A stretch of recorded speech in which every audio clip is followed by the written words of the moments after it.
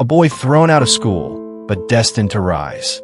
It was a cold morning when Armin walked out of the school gates for the very last time. The gates felt like walls now, walls that refused to accept him, walls that threw him out. The boy with a shy smile, torn shirt, and old shoes stood there, holding the expulsion letter and shaking hands. It felt like the world had stopped, like every laugh, every mocking voice from inside those walls was still ringing in his ears. Armin came from a small, broken home.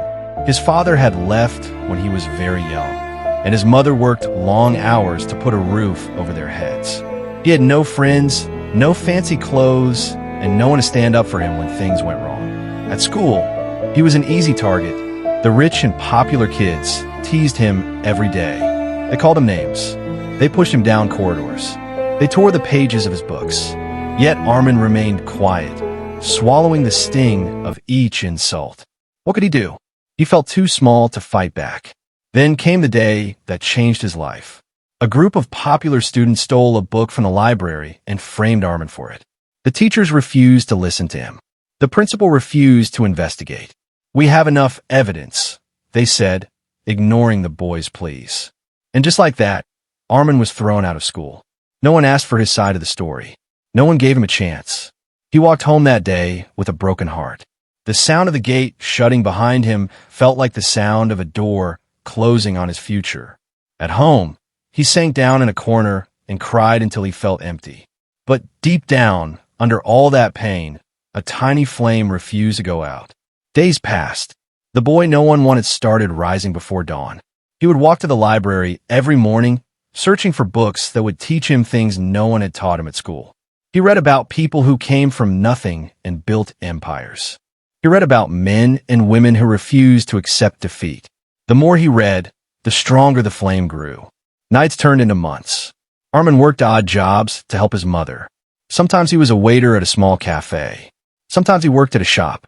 But every night, after long hours of work, he would return home, open a book, and read until sleep pulled him away. Slowly, he started to learn more than any teacher had ever taught him. People still laughed at him. Neighbors whispered as he walked by. Old friends ignored him. But Armin refused to break. He refused to accept the labels people gave him. Slowly, quietly, he started building himself. One book, one lesson, one long night at a time. Then came the moment that changed everything. An old teacher, one of the few who believed in him, introduced him to an online program. It was a chance for Armin to learn, to study, and to prove himself. He gave it everything he had. He worked harder than he ever worked before. And when the results came, he passed with flying colors. Armin felt like he could breathe for the first time in years. But he didn't stop there.